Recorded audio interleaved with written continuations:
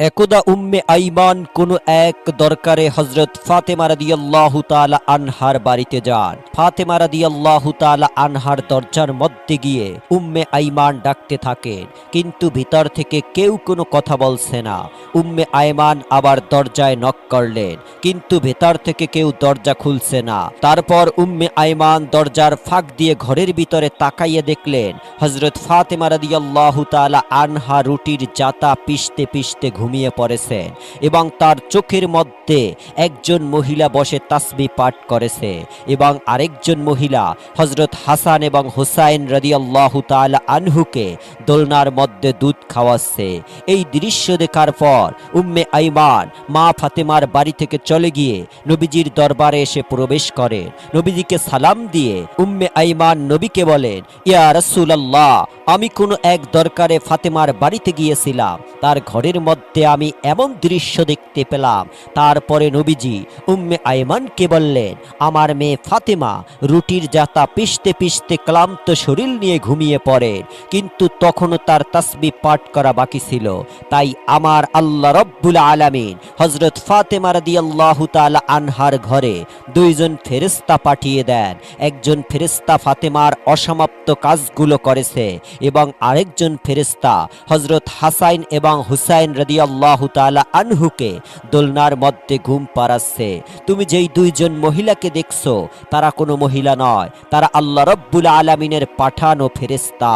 তখন উম্মে আইমান এই কথা শুনে আল্লাহু আকবার বলে নবীজির দরবার থেকে বের হয়ে পড়েন। আর কিছুদিন পর বিশ্বনবী হযরত ফাতেমা রাদিয়াল্লাহু তাআলা আনহার বাড়িতে গেলেন ফাতেমাকে দেখার জন্য।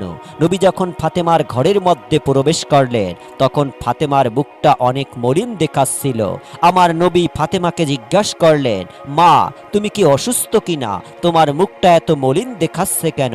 তখন মা ফাতেমা বলেন, আব্বাজান, আমি অসুস্থ নয়, কিন্তু আজকে 2 দিন যাবত আমার ঘরে কোনো চুলায় আগুন জ্বলে না।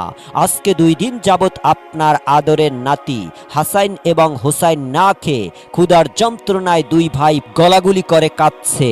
এবার আমার নবী ফাতেমাকে বললেন, মা, দুঃখ করো না, ধৈর্য ধরো, নিশ্চয়ই আল্লাহ রব্বুল আলামিন আমাদের সাথে আছে। এই বলে বিশ্বনবী মা ফাতেমার ঘর থেকে বের হয়ে পড়লেন। পরের দিন এক সওদাগর হযরত আলী রাদিয়াল্লাহু তাআলা আনহুকে একটি কাজের জন্য ডাকেন। কাজটি ছিল এমন যে ওই সওদাগরের উপর থেকে তার মালামালগুলো বাড়িতে নিয়ে পৌঁছে দেবেন। হযরত আলী রাদিয়াল্লাহু তাআলা আনহু এই কাজের বিনিময়ে কিছু দিরহাম পেলেন। এই দিরহামগুলো নিয়ে তিনি দোকানে গেলেন। তারপর দোকান থেকে কিছু আটা নিয়ে মা ফাতেমাকে দিলেন। তারপর ক্লান্ত শরীর নিয়ে হযরত আলী রাদিয়াল্লাহু তাআলা ঘুমিয়ে পড়লেন। মা ফাতেমা আটাগুলো জাতার মধ্যে পিষে ওইগুলো দিয়ে রুটি তৈরি করে। তারপর হযরত আলীকে ঘুম থেকে ডেকে তারপরে সকলে মিলে খান। সকলেই খাবার শেষ হবার পরে মা ফাতেমা কিছু রুটি আবার নবীজির জন্য নিয়ে আসেন। মা ফাতেমা নবীজিকে রুটিগুলো দিয়ে বলেন, আব্বাজান, আপনি এই রুটিগুলো খান। আব্বাজান, আজকে 2 দিন পর আমাদের ভাগ্যে কিছু রুটি জুটেছে। আমার নবীজি 3 দিন উপবাস থাকার পর রুটিগুলো খেলেন। তারপর মা ফাতেমাকে বললেন, মা, আজকে 3 দিন পর আমি তোমার দেওয়া এই রুটি খেলাম। একদিন হযরত আলী রাদিয়াল্লাহু তাআলা আনহু ফাতেমাকে ডেকে বললেন, ও ফাতেমা, শুনেছি নবীজির কাছে কিছু বন্দী এসেছে। তুমি তো সারাদিন অনেক কষ্ট করে জাতাতে রুটি পিষতে পিষতে হাতে কর ফেলে দিয়েছো। তোমার আব্বাজানকে বলো না আমাদের জন্য একটা দাসের ব্যবস্থা করে দিতে। তখন ফাতেমা হযরত আলীর কথা মতো নবীর দরবারে যাওয়ার জন্য রওনা হলেন। কিন্তু ফাতেমা এতটাই লাজুক ছিলেন যে তিনি বিশ্বনবীর কাছে এই কথাটা বলতে পারলেন না। তাই দরবারের মধ্যে না ঢুকেই বাইরে থেকে আবার হযরত ফাতেমা বাড়িতে চলে আসেন। তখন হযরত আলী রাদিয়াল্লাহু তাআলা আনহু ফাতেমাকে দেখেই বুঝতে পেরেছেন যে লজ্জার কারণে বিশ্বনবীর কাছে এই কথা বলতে পারেনি। তখন হযরত আলী বলেন, ফাতেমা, চলো আমরা দুজন গিয়ে নবীজির কাছে একজন দাসের কথা বলি। এই বলে তারা দুজন নবীজির দরবারের উদ্দেশ্যে রওনা দিলেন। ফাতেমা রাদিয়াল্লাহু তাআলা আনহা এবং হযরত আলী রাদিয়াল্লাহু তাআলা আনহু নবীর দরবারে এসে নবীকে একজন দাসীর কথা বললেন। তখন নবীজি এই প্রস্তাবে অসম্মতি জ্ঞাপন করলেন। অতঃপর হযরত আলী রাদিয়াল্লাহু তাআলা আনহু এবং হযরত ফাতেমা রাদিয়াল্লাহু তাআলা আনহা আদবের সাথে নবীজির দরবার থেকে বের হয়ে বাড়িতে চলে আসেন। করলেন। তার পরের দিন নবীজি ফাতেমার বাড়িতে আসলেন। তারপর ফাতেমার কাছে গিয়ে নবী বললেন, মা, আমি তোমাদেরকে কিছু তসবি পাঠ করার জন্য দিয়ে যাচ্ছি। এই তসবিগুলো তোমরা যদি নিয়মিত পাঠ করো তাহলে আল্লাহ রাব্বুল আলামিন তোমাদের ঘরের মধ্যে রহমত এবং বরকত সব সময় দিতে থাকবে। তারপর ফাতেমা রাদিয়াল্লাহু তাআলা আনহা অতি আগ্রহের সাথে বিশ্বনবীর কাছ থেকে তাসবিহ পাঠ করা শিখে নেন। তার কিছুদিন পর হযরত আলী রাদিয়াল্লাহু তাআলা আনহু সাহাবীদের বললেন, আমি আল্লাহর কসম খেয়ে বলছি, এই তাসবিহগুলো যেই দিন থেকে আমরা পাঠ করতে শুরু করলাম সেই দিন থেকে আমাদের ঘরে সকল অভাব দূর হয়ে গিয়েছে এবং আমাদের সমস্ত কষ্ট এবং দুঃখগুলো লাঘব হয়ে গিয়েছে। একদা বিশ্বনবী 2 দিনের ক্ষুধা পেটে লইয়া মা ফাতেমার বাড়িতে যান। মা ফাতেমার ঘরেও সেই দিন কোনো খাবার ছিল না, কিন্তু বিশ্বনবীকে দেখে মা ফাতেমা বুঝতে পারলেন যে তার আব্বাজান অনেক ক্ষুধার্ত অবস্থায় আছে। নবীজি ফাতেমার ঘরে এসে বুঝতে পেরেছেন যে ফাতেমার ঘরে কোনো খাবার নেই। তখন বিশ্বনবী মুস্কি হেসে ফাতেমাকে বললেন, ও ফাতেমা, আমি এই দিক দিয়ে যাচ্ছিলাম, ভাবলাম তোমাকে একবার দেখে যাই।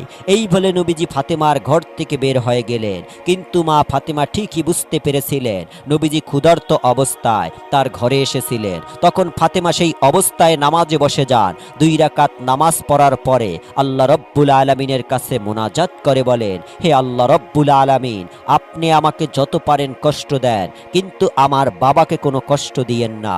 মা ফাতেমা যখন মোনাজাত শেষ করলেন তখন তিনি লক্ষ্য করতে পারলেন তার ঘরের মধ্যে কে যেন এসে খাবার দিয়ে গিয়েছে। ফাতেমা এতগুলো খাবার দেখে অনেক খুশি হলেন এবং নবীজিকে ডেকে নিয়ে আসলেন। নবীজি ঘরে এসে জিজ্ঞেস করলেন, মা, এই খাবার কে দিয়েছে? তখন ফাতেমা বললেন, আব্বাজান, হযরত ঈসা আলাইহিস সালামের মা হযরত মরিয়ম আলাইহিস সালাম আল্লাহ যেখান থেকে খাবার পাঠাতেন আমার জন্য সেখান থেকে পাঠিয়েছেন। তখন আমার নবী বুঝতে পেরেছেন আল্লাহ রব্বুল আলামিন ফাতেমার জন্য জান্নাতের খাবার পাঠিয়েছেন। তখন আমার নবীজি হযরত মা ফাতেমা রাদিয়াল্লাহু তাআলা আনহা এবং হযরত আলী রাদিয়াল্লাহু তাআলা আনহু, হাসান হোসাইন সবাই মিলে পেট ভরে খাবার খেলেন।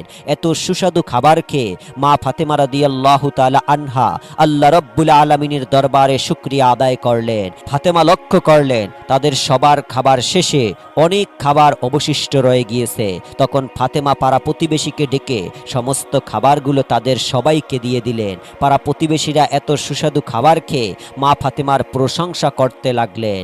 একদা হযরত আবু বকর রাদিয়াল্লাহু তাআলা আনহু এবং হযরত উমর রাদিয়াল্লাহু তাআলা আনহু 3 দিন ধরে নবীজিকে খুঁজে পাচ্ছিলেন না। অবশেষে হযরত আবু বকর রাদিয়াল্লাহু তাআলা আনহু এবং হযরত উমর মুনাফিকদের কাছে গেলেন। মুনাফিকদের কাছে গিয়ে হযরত উমর তলোয়ার তাক করে বললেন, হে মুনাফিকের বাচ্চারা, আমার নবীকে কোথাও খুঁজে পাওয়া যাচ্ছে না। তোরা বল আমার নবীজি কোথায় আছে, না হলে সবগুলোকে আজকে আমি কতল করে ফেলবো। তখন মুনাফিকরা বলতে লাগলো, হে উমর, বিশ্বাস করো, আমরা কোথাও তোমার নবীকে দেখিনি। তখন হযরত আবু বকর রাদিয়াল্লাহু তাআলা আনহু উমরকে বললেন, উমর, চলো আমরা সামনের রাস্তাটাতে যেয়ে দেখি, যেখানে কিছু রাখাল থাকে, তাদেরকে জিজ্ঞাসা করলে হয়তো দয়ার নবীর খোঁজ পাওয়া যেতে পারে। অতঃপর তারা দুজন মিলে সামনের দিকে হাঁটা শুরু করলো। কিছু দূর যাবার পর তারা কিছুটা রাখালকে দেখলেন। হযরত উমর রাদিয়াল্লাহু তাআলা আনহু রাখালকে জিজ্ঞাসা করলেন, তোমরা এদিক দিয়ে আমাদের বিশ্ব নবীকে যাইতে দেখেছো? তখন রাখালদের পক্ষ থেকে একজন রাখাল বললেন, আজকে 3 দিন যাবৎ পাশের গুহায় একজন লোক কান্না করে চলছে। তার কান্নার জন্য আমাদের পশুগুলো আজকে 3 দিন যাবৎ কোনো ঘাস পানি খাচ্ছে না, বাচ্চারা দুধ পান করছে না, দুধে মুখ লাগাচ্ছে না। মনে হচ্ছে আমাদের পশুগুলো যেন 3 দিন ধরে কান্না করছে। ভাই, তোমরা তোমাদের লোককে নিয়ে যাও, তাইলে হয়তোবা আমাদের পশুগুলো আগের মতো খাবার খাওয়া শুরু করবে। এবার হযরত আবু বকর রাদিয়াল্লাহু তাআলা আনহু হযরত উমরকে বললেন, উমর, যার কান্না শুনে পশু পাখিরা পর্যন্ত খাওয়া দাওয়া ছেড়ে দিয়েছে সে আর কেউই হবে না, তিনি আমাদের নবী হযরত মুহাম্মদ সাল্লাল্লাহু আলাইহি ওয়াসাল্লাম হবে। তখন হযরত আবু বকর নবীর খোঁজে গুহার দিকে চললেন। আবু বকর এবং হযরত উমর রাদিয়াল্লাহু তাআলা আনহু গুহার মধ্যে গিয়ে দেখলেন আমাদের নবী সিজদায় পড়ে উম্মতি উম্মতি বলে কান্না করছে। এবার হযরত উমর রাদিয়াল্লাহু তাআলা আনহু নবীকে উদ্দেশ্য করে বললেন, ইয়া রাসূলুল্লাহ, রাসূলুল্লাহ, আমরা আজকে 3 দিন যাবত আপনাকে খুঁজতে খুঁজতে হয়রান হয়ে গিয়েছি। নবী গো, আপনি এখানে উম্মতের জন্য কান্না করছেন, আমরা তো আপনার খোঁজে পাগল হয়ে গিয়েছি। ইয়া রাসূলুল্লাহ, আপনি উঠুন, আমরা আপনাকে নিতে এসেছি। বিশ্বনবী সেজদা থেকে মাথা উঠালেন না। তারপর হযরত আবু বকর রাদিয়াল্লাহু তাআলা আনহু বিশ্বনবীকে বললেন, ইয়া রাসূলুল্লাহ, আপনি উম্মতের জন্য এত কান্না করতেছেন, হুজুর আপনি মাথা উঠান। আমি আবু বকর তামাম জিন্দেগীর ইবাদতগুলো আপনার উম্মতের জন্য সঁপে দিলাম, তারপরেও আমার নবী মাথা উঠান না। তারপর হযরত আবু বকর এবং হযরত উমর রাদিয়াল্লাহু তাআলা আনহু বাড়ির দিকে আসলেন। পথে হযরত আলী রাদিয়াল্লাহু তাআলা আনহার সাথে সাক্ষাৎ হয়। তারপর হযরত আলীকে আবু বকর ও হযরত উমর বিস্তারিত সব কিছু বললেন। তারপর হযরত আলী বাড়িতে গিয়ে মা ফাতেমা এবং হাসান হোসেনকে নিয়ে নবীজির গুহার মধ্যে চলে আসেন। এবার হযরত ফাতেমা আবার নবীকে লক্ষ্য করে বললেন, আব্বা জান, আপনি কেমনে পারলেন আজকে 3 দিন যাবত আমাদেরকে ভুলে থাকতে? আমরা আপনাকে সমস্ত জায়গায় খুঁজে খুঁজে হয়রান হয়ে গিয়েছি। আপনার নাতি হাসান এবং হোসাইন কান্না করছে। আব্বা জান, আপনি উঠুন, আমরা আপনাকে নিতে এসেছি। তারপরেও আমার নবীজি মাথা উঠান না। এবার হযরত ফাতেমা রাদিয়াল্লাহু তাআলা আনহা আমার নবীকে বললেন, ইয়া রাসূলুল্লাহ, আমি ফাতেমা কথা দিচ্ছি, আমার আদরের হাসান এবং হুসাইনকে আপনার উম্মতের জন্য কুরবানি করে দিলাম। এবার আমার আল্লাহ হযরত জিবরাইল আলাইহিস সালামকে ডেকে বললেন, হে জিবরাইল, তুমি এখনই যাও, গিয়ে আমার বন্ধুকে মাথা উঠাতে বলো এবং কান্না বন্ধ করতে বলো। জিবরাইল আমার বন্ধুকে জানিয়ে দাও, আমি আল্লাহ কথা দিচ্ছি, আমার বন্ধুকে না জিজ্ঞাসা করে আমার বন্ধুর একটা উম্মতকেও আমি জাহান্নামে দেব না। অতঃপর জিবরাইল আলাইহিস সালাম আল্লাহর নবীর কাছে এসে আল্লাহ রব্বুল আলামিনের কথাগুলো নবীকে শুনিয়ে দিলেন। আমার নবী এরপর মাথা উঠান। এমনই ভাবে আরো এক দিনের ঘটনা, কোন এক ঈদের দিন সকালে হযরত হাসাইন এবং হোসাইন রাদিয়াল্লাহু তাআলা আনহু মা ফাতেমা রাদিয়াল্লাহু তাআলা আনহার ঘরে এসে বললেন, আম্মা জান, আজকে ঈদের দিন সকল ছেলে মেয়েরা নতুন জামা কাপড় পরছে, আমাদের জামা কাপড় কোথায়? তারপর মা ফাতেমা অপরাগ হয়ে হাসান এবং হোসেনকে বললেন, বাবারা, তোমরা গোসল করে এসো, তোমাদের নতুন জামা দর্জির দোকানে তৈরি হচ্ছে। এই কথা শুনে হযরত হাসাইন এবং হোসাইন রাদিয়াল্লাহু তাআলা আনহু খুশিতে 2 ভাই গোসল করতে গেলেন। এবার মা ফাতেমা নামাজে দাঁড়িয়ে গেলেন। 2 রাকাত নামাজ পড়ে আল্লাহ রব্বুল আলামিনের কাছে মোনাজাত তুললেন, হে পরওয়ারদিগার মাওলা, আমি আমার সন্তানদেরকে সান্ত্বনা দিয়ে বলেছি যে তারা গোসল করে আসলে তাদের নতুন জামা দিব, কিন্তু আমার নতুন জামা দেওয়ার কোনো সামর্থ্য নেই। ইয়া রব্বুল আলামিন, তারা যদি গোসল করে এসে নতুন জামা না পায়, তাহলে তারা বলবে নবীর মেয়ে হয়ে আমি মিথ্যা কথা বলছি। আল্লাহ, আমি এখন কি করব? এই সব বলে মা ফাতেমা আল্লাহর দরবারে ফরিয়াদ করতে লাগলেন। মা ফাতেমা যখন মোনাজাত শেষ করলেন, তার কিছুক্ষণ পরে দেখতে পাচ্ছেন হযরত হাসাইন এবং হোসাইন রাদিয়াল্লাহু তাআলা আনহু 2টা প্যাকেট হাতে নিয়ে ঘরের মধ্যে ঢুকলেন। তারপর মা ফাতেমা হাসাইন এবং হোসাইনকে জিজ্ঞাসা করলেন, বাবারা, তোমাদের হাতে কি? তারপর হাসাইন এবং হোসাইন জবাব দিলেন, আম্মা জান, বাইরে দর্জি আমাদেরকে 2টা জামার প্যাকেট দিয়ে গিয়েছে। অতঃপর মা ফাতেমা জামার প্যাকেটগুলো খুলে এত সুন্দর জামা দেখতে পেয়ে আল্লাহ রব্বুল আলামিনের দরবারে শুকরিয়া আদায় করলেন। তার কিছুদিন পর বিশ্বনবী দুনিয়া ছেড়ে চলে যান। নবীজি দুনিয়া ছেড়ে চলে যাওয়ার 2 দিন পর হযরত আবু বকর রাদিয়াল্লাহু তাআলা আনহু একাকী কোথাও হেঁটে যাচ্ছিলেন। প্রতিমধ্যে তিনি দেখতে পেলেন সামনে ইবলিস শয়তান দাঁড়িয়ে কান্না করছে। তখন হযরত আবু বকর ইবলিসকে উদ্দেশ্য করে বললেন, হে ইবলিস, তুমি কেন কান্না করছো? এখন তো তোমার খুশির দিন, বিশ্বনবী দুনিয়া ছেড়ে চলে গিয়েছে। তারপর ইবলিস হযরত আবু বকর রাদিয়াল্লাহু তাআলা আনহুকে উদ্দেশ্য করে বললেন, ভাই আবু বকর, নবীজি দুনিয়া ছেড়ে চলে যাবার কারণে আমি ইবলিসও বিস্মিত হয়েছি, কেননা আমি জানি আল্লাহ রব্বুল আলামিন আমাকে যেই শাস্তি দিয়েছে, আমার স্থান চিরস্থায়ী জাহান্নাম। কিয়ামতের পর আমাকে সারা জীবন জাহান্নামের শাস্তি ভোগ করতে হবে। জাহান্নামের শাস্তি সম্পর্কে আমি জানি কত কঠিন হবে সেটা। ভাই আবু বকর, তাই আমি প্রতিটি সময় প্রতিটি মুহূর্তে বিশ্বনবীর সাথে সাক্ষাৎ করতে চেয়েছিলাম। আমি চেয়েছিলাম বিশ্বনবীকে দিয়ে আল্লাহ রব্বুল আলামিনের কাছে কৈফিয়ত করে আমাকে ক্ষমা করার ব্যবস্থা করা যায়। কিন্তু যতবারই আমি নবীজির কাছে গিয়েছি ততবারই নবীজির সাথে কেউ না কেউ ছিল, কখনো আমি নবীজিকে একা পাইনি। তারপরেও আমি নবীজিকে একা পাওয়ার চেষ্টা চালিয়ে যাচ্ছিলাম। এখনো তো বিশ্বনবী দুনিয়া ছেড়ে চলে গিয়েছে, আমার ক্ষমার রাস্তাও চিরতরে বন্ধ হয়ে গিয়েছে, এই ভেবে আমি কান্না করেছিলাম। অতঃপর হযরত আবু বকর রাদিয়াল্লাহু তাআলা আনহু ইবলিসের মুখে এই কথা শোনার পর আস্তে আস্তে সামনের দিকে হেঁটে চললেন। বিশ্বনবী দুনিয়া ছেড়ে চলে যাবার 6 মাস পর হযরত আলী রাদিয়াল্লাহু তাআলা আনহু মসজিদ থেকে ফজরের নামাজ কায়েম করে ঘরে এসে দেখলেন মা ফাতেমা ঘরে কাঁদছে। তখন হযরত আলী রাদিয়াল্লাহু তাআলা আনহু বললেন, ও ফাতেমা, তোমার কি শরীর খারাপ লাগছে? তখন ফাতেমা বললেন, আলী, আজকে আমার শরীরটা বেশি খারাপ লাগছে। হে আলী, আজকে আমি এমন একটি স্বপ্ন দেখেছি, যেই স্বপ্ন দেখার পর আমার আর কিছুই ভালো লাগছে না। অতঃপর হযরত আলী রাদিয়াল্লাহু তাআলা আনহু ফাতেমার কাছে স্বপ্নের ব্যাপারে জানতে চাইলেন। তখন ফাতেমা বললেন, আমি আজকে রাত্রে স্বপ্নে দেখলাম আমার আব্বা আমার ঘরে এসে আমাকে খুঁজছেন। আমি যখন আমার বাবার কাছে গিয়েছিলাম তখন আমার আব্বা জান আমাকে বলছে, মা, আমি তোকে খুঁজতেছি। শোনো মা, আজকে তুমি রোজা রাখবে এবং সেহরি করবে আলীর দস্তারখানায়, আর ইফতারি করবে আমার দস্তারখানায়। হযরত আলী রাদিয়াল্লাহু তাআলা আনহু জ্ঞানী মানুষ, এই কথা শোনার পর তার আর কোনো কিছুই বোঝার বাকি রইল না। আলী বুঝতে পারলেন ফাতেমা রাদিয়াল্লাহু তাআলা আনহা আজকে হয়তো দুনিয়া ছেড়ে চলে যাবেন। তারপর হযরত আলী ফাতেমার পাশে বসে কান্না করতে লাগলেন। কিছুক্ষণ পর হযরত হাসান এবং হোসাইন ঘরের মধ্যে এসে দেখলেন তার বাবা মা কান্না করছে।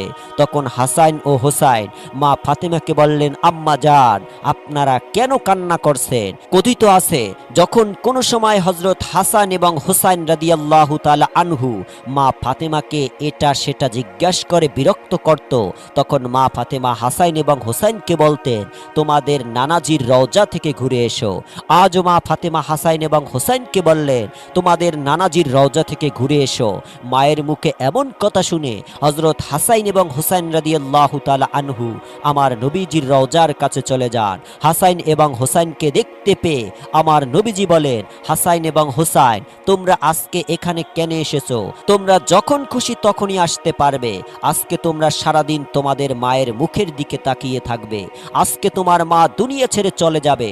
নবীজির মুখে এই সব কথা শুনে হযরত হাসান এবং হোসাইন রাদিয়াল্লাহু তাআলা আনহু আবার ঘরের মধ্যে চলে আসেন। এসে মা ফাতেমা এবং হযরত আলী রাদিয়াল্লাহু তাআলা আনহুকে উদ্দেশ্য করে তারা বলতে লাগলেন, আপনারা কেন কান্না করছেন? আমরা বুঝতে পেরেছি, আমাদের নানাজি বলেছে আম্মা জান আজকে দুনিয়া ছেড়ে চলে যাবে। হাসান এবং হোসাইনের মুখে এই সব কথা শুনে হযরত ফাতেমা রাদিয়াল্লাহু তাআলা আনহা এবং হযরত আলী রাদিয়াল্লাহু তাআলা আনহা আরো বেশি করে কান্না করতে লাগলেন। সেই দিন বিকালবেলা মা ফাতেমার শরীর আরো খারাপ হয়ে যায়। তারপর মা ফাতেমা হযরত আলীকে কাছে রেখে বলেন, আলী, আমি 3টি কথা বলে দিতে চাই, তুমি কথা দাও আমার 3টি কথা রাখবে।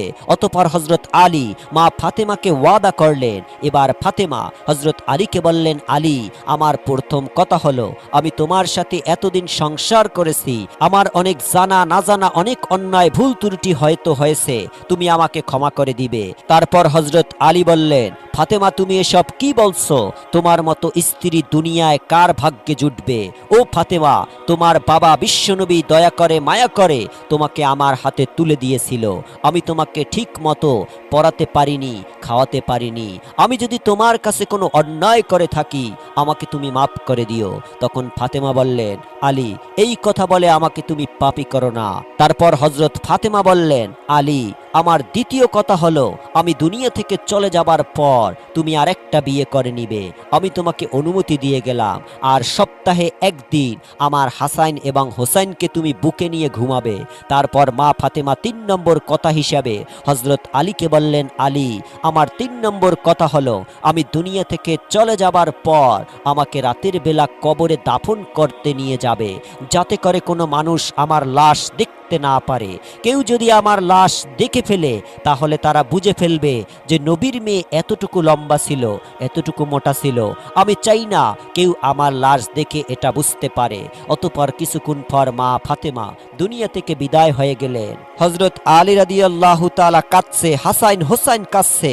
কিছুক্ষণ পর হযরত আলী চিন্তা করতে লাগলেন, খাটের চার পায়ে চারজন লোক দরকার, কিন্তু হাসান হোসাইন এবং হযরত আলীকে নিয়ে তারা তিনজন আরেকজন লোক কোথায় পাবে? অতঃপর কিছুক্ষণ পর নবীর সাহাবী আবু যার গিফারি রাদিয়াল্লাহু তাআলা আনহা হযরত আলীর ঘরে প্রবেশ করলেন।